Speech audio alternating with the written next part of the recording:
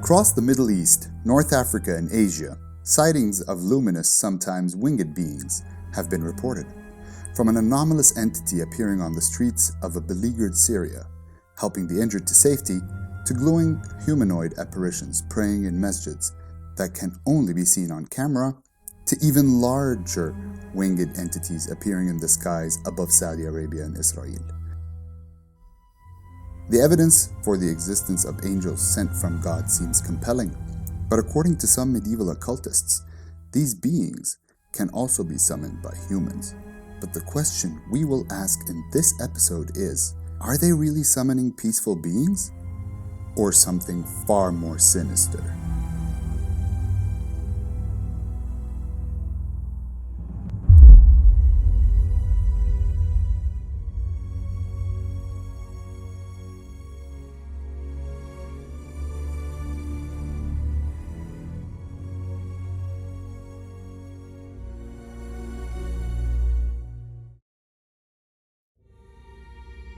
Within the realms of the occult, even in the Arab and Islamic traditions, a common trope found in books of magic concerned the cataloging and sometimes summoning of fairies, demons, monsters, and other entities. When it comes to spiritual entities within the Muslim tradition in particular, there are essentially three key life forms that populate what is referred to as the unseen world: the Djinn, the shaitans, which are technically evil jinn, more commonly known as demons in the West, and the angels. Now, before we continue, we should first specify what angels are. Muslims believe that angels, or malaika, were created before humans with the purpose of following the orders of God and communicating them with us. According to some medieval Arab occultists, however, these beings can also be summoned for help via magic. How we define magic in itself is fiercely debatable, but on this channel, we will go on the assumption that it is merely a hidden form of science and technology beyond current human understanding.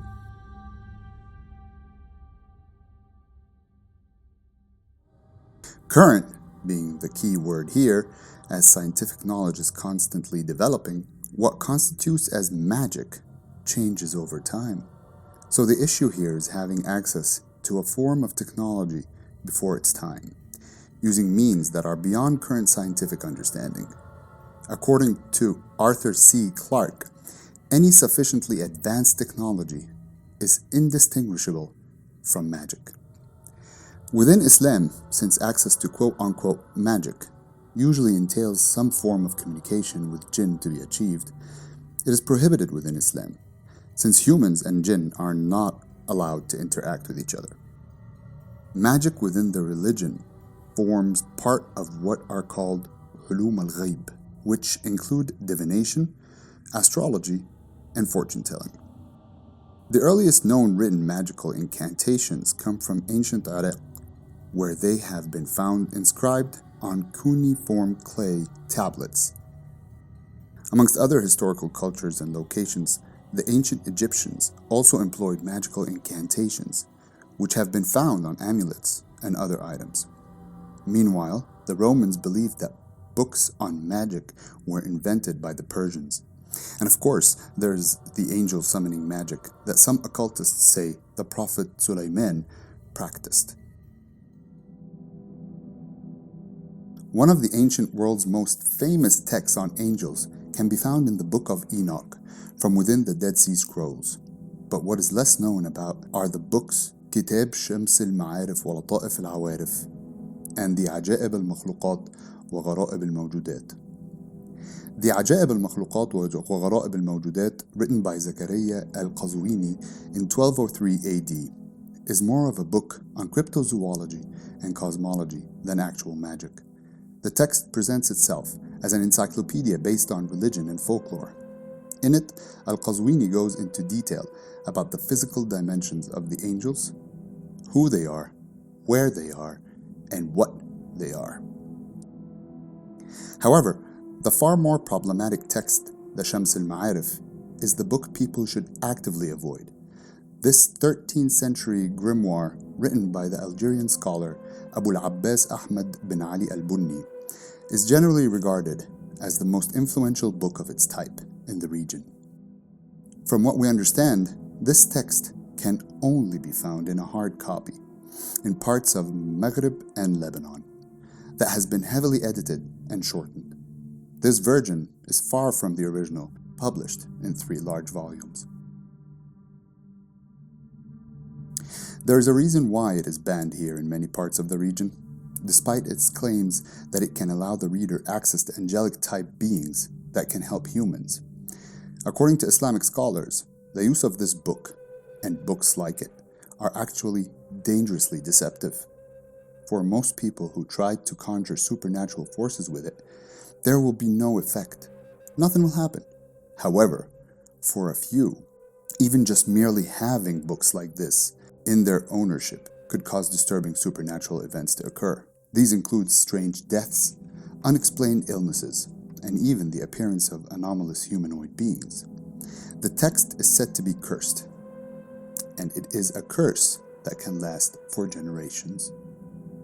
Generally speaking, it is believed that only evil Djinn can be summoned with these types of books, as good or neutral Djinn will have no interest in interacting with humans, while angels, being creatures that are pure in nature and extremely powerful, would be beyond such influence of these kinds of writings, and can only be summoned by God himself.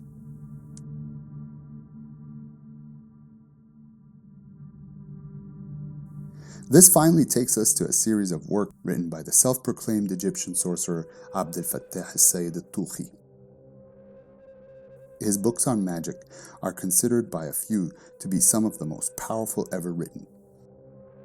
Who he is a mystery, as the 30-plus books he has written on astrology, magic, and spirit evocation. Unlike the other works and writers so far mentioned in this episode, Tuhi is pretty much a contemporary author who wrote his book in the 20th century.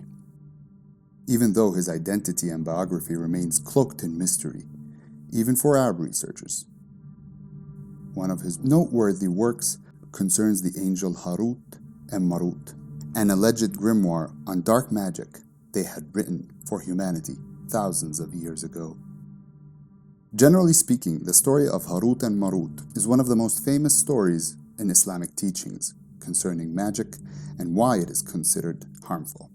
These 2 angels are said to have come to earth and gave it to man as a test from God on humanity. According to one popular tradition, these 2 angels became corrupted in a manner similar to the way humans are prone to corruption. In this tradition, prior to their coming to earth, a group of angels, after observing the sins of man, began to ridicule humanity for our weaknesses. God declared that they would act no better under the same circumstances and proposed that some angels be sent to earth to see how well they could resist idolatry, fornication, and alcohol.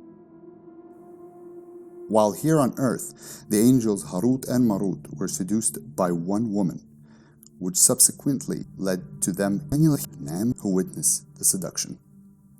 Realizing that they had now behaved in a manner similar to humans, the pair accepted a punishment on earth where they were condemned to hang by their feet in a well in Babylon until the day of judgment.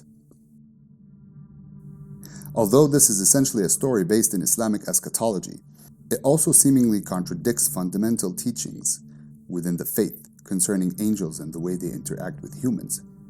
Some scholars theorize that Harut and Marut were merely men who learned magic from the shaitan, since their behavior is completely unangelic. For this reason, it has become a popular opinion amongst many Islamic scholars to dismiss this aspect of the story as a complete fabrication, a tale imported from other traditions, such as Zoroastrianism and Judaism. This relationship between angels and magic, and their ability to become corrupted and cause harm, are all elements found in the Christian faith. In the book of Enoch, the Watchers are angels dispatched to earth to watch over humans. They soon begin to desire human women, and this in turn led to a civil war in heaven, causing many angels to be cast out of it, becoming demons in the process, leading to practice of magic amongst the humans that wished to communicate with them after their fall. born from this tradition is the concept of Enochian magic. Enochian magic is considered by practitioners as the most powerful magical system in existence today. It is based on the 16th century writings of John Dee and Edward Kelly, who claimed that this magic was gifted to them directly from angels. However, it has been noted in a manner not too dissimilar to the Shams al-Maarif that many of those who practice this kind of magic have ultimately fallen prey to it, no matter what entity they try to summon, whether it be a demon or an angel. For example, Paul Foster Case, a 20th century occultist and magic practitioner, stated that Enochian magic is dangerous as he knows of more than 25 instances where the practitioners of it have succumbed to a serious disintegration of mind and body, one of those individuals being the infamous occultist Aleister Crowley. Similarly, Albertus Magnus, a 13th century Catholic friar, referred to many popular aspects of angel summoning as merely a form of astral necromancy that is only capable of summoning demons, regardless of the positive sacred geometry and incantations employed in these rituals. This corresponds with an Islamic perspective that angels cannot be controlled or manipulated by human using magic, and whatever spiritual entity the practitioner is trying to communicate with, it will ultimately be evil, or at the very least, something willing to cause them harm.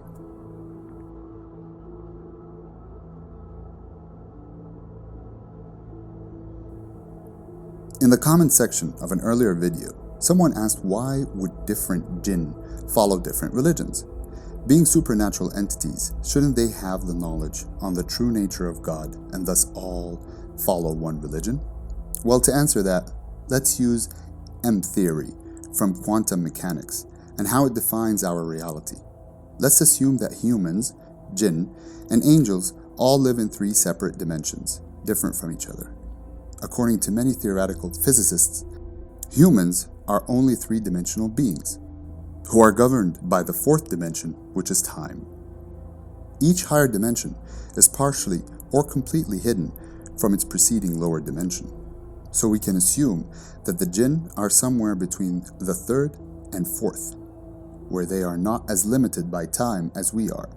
However, they are still lower dimensional beings compared to angels, which we will assume are higher dimensional. Therefore, the Djinn cannot see them. For their perspective, they may know only a little more than humans concerning aspects of the unseen world, but they still know more than us. Hence, why they have the ability to pretend and manipulate us into thinking they are something they are not, like angels. Anyways, this is Hossein, a patron of this channel, and this topic on angels was actually requested by another Patreon. If you enjoyed it, please turn on the notifications, like, subscribe, and all that usual stuff. Thank you for watching, and have a great rest of your day. See you in the next one.